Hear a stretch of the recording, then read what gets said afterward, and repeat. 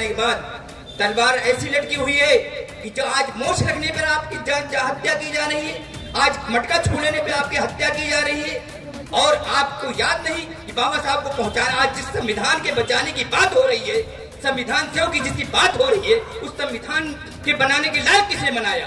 मुसलमान ने बनाया, बाबा साहब को वहां तक पहुंचाया।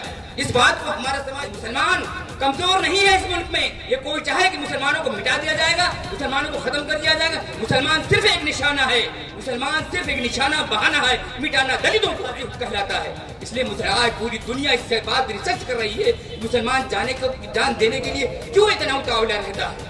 मुसलमान जान के कारण बहुत सारे लोग हैं जो सच्चाई आपके समक्ष रख सकते हैं, उनका दुख, उनका दर्द है, लेकिन समय है नहीं। मैं इज्जत और एहतराम के साथ फारूकी साहब से गुजारिश करूंगा कि वो आया 2 मिनट में अपनी बात वो भी रखें। एक बार जोरदार तालियों से आप इनका इस्तकबाल करें।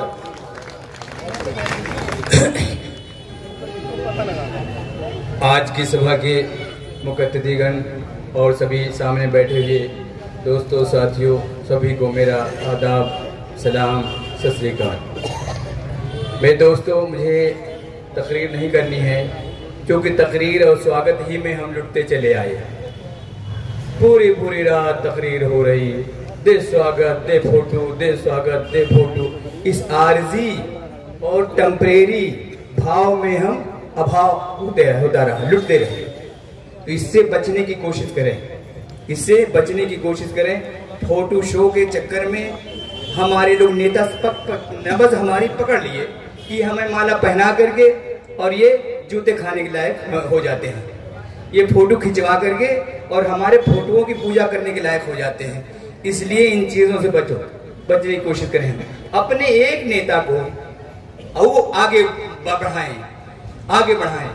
हमारे बीच में बहुत सारे सामाजिक कार्यकर्ता हैं, आपके हैं सलीम साहब हैं और मास्टर यूसुफ साहब हैं। हमारे पास जब कोई नेता आता है तो हम क्या कहते हैं, नेताजी मैं तो आपको, मेरा बाबा भी जानते हैं आपको, बड़े आपकी याराना था आपसे, मैं तो जानता हूँ, मेरे पापा भी जानते थे।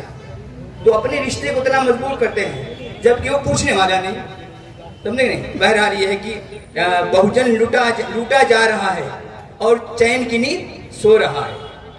बहुजन लूटा जा रहा है और चैन की नींद सो रहा है। ऐ मेरे बाबा साहब भीमराव अम्बेडकर के अनुयायियों सुन लो, क्या 75 साल पहले की स्थिति में जाना, अतीत में जाना चाह रहे हो? उसी की तैयारी हो रही है। ये जो हमारे बीच महानुभावी लोग बैठे हुए हैं, भानु प्रताप जी और महमूद राजा जी, जो देश की सर्वोच्च उच्चतम न्यायालय है, जिसके बाद कोई कोर्ट नहीं है, तो ये उसके हमारे प्रसिद्ध और मशहूर वकील साहबान हैं जिनकी लाखों में फीस है, लेकिन आप लोगों के लिए रात दिन एक किए हुए हैं। हम लोग तो 2019 के बाद पछताना शुरू किए हैं, लेकिन ये हजरात दोनों जो है 2018 से सेवा यही कह रहे हैं, उखाड़ फेंको इस सरकार उखाड़ को। ये भानु प्रताप जी, महमूद राजा साहब, हम लोग तो 19 के बाद पछतावा शुरू किए हैं, लुट जाने के बाद, पिट जाने के बाद। तलवार ऐसी लटकी हुई है कि जो आज मोश रखने पर आपकी हत्या की जा रही है, आज मटका छू लेने पे आपकी हत्या की जा रही है। और आपको याद नहीं कि बाबा साहब को पहुंचाना, आज जिस संविधान के बचाने की बात हो रही है, संविधान सेवक की जिसकी बात हो रही है, उस संविधान के बनाने के लायक किसने बनाया? मुसलमान ने बनाया, बाबा साहब को वहां तक पहुंचाया। इस बात को हमारा समाज भूल रहा है। साउदी बाई का साथ किसने दिया? फातिमा शेख ने दिया। और उस बात को आप हम भूल रहे हैं। ये स्वर्णों के, मनुवादियों की धर्म की अफीम चाट करके और जो है कि लड़ने का काम करते हैं। कांवड़ कौन लेके जाता है? राखी कौन बांधता है? ये हमारा समाज है, उसको भूल ही नहीं पाता, उन कुरीतियों को भूल ही नहीं पाता। बहरहाल मेरे दोस्तों, साथियों, जागो, अभी वक्त है। ये हजरात, जो ये लोग हमारे महानुभवी जो हमारे बीच बैठे हैं, जो रात दिन एक कर रहे हैं, अपने जागने को, अपने आराम को हराम कर रहे हैं, त्याग कर रहे हैं। इसलिए जो है हमें और आपको सोचना है, हम सरकारी आने वाले उम्मीदवारों का क्या करें? सरकार के आने वाले उम्मीदवारों क्या करें? बहिष्कार करें।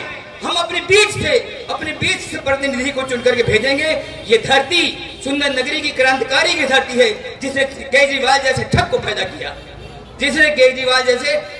किया, इसलिए जो है यहाँ से एक संदेश जाना चाहिए। यहाँ की बड़ी अजीब तारीख है कि जिसको जूता मारते हैं उसको फिर माला पहनाते हैं।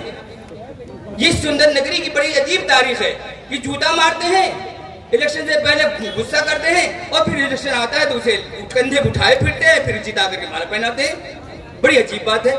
ना तो यहाँ पर स्टेट बैंक है कोई, न यहाँ पर क्या पोस्ट ऑफिस है कोई, न यहाँ पर आज से 20 साल से भीख मांग रहे हैं कि हमारे यहाँ कॉलेज दे दो, हमारे यहाँ कॉलेज दे दो।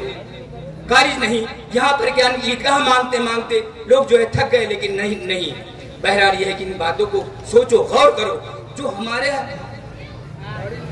उत्पीड़न कर रहे हैं और हमें लड़ा भी रहे हैं, हम उन्हें पहचान नहीं रहे हैं। इसलिए हमारी जो दूरी है, जो दलित और SC/ST दलित समाज की, मुस्लिम समाज की जो दूरी है, उसको खत्म करने की कोशिश करें और एक खान पान करने की कोशिश करें। इसी से ये मनवादी ताकतें घटेंगी।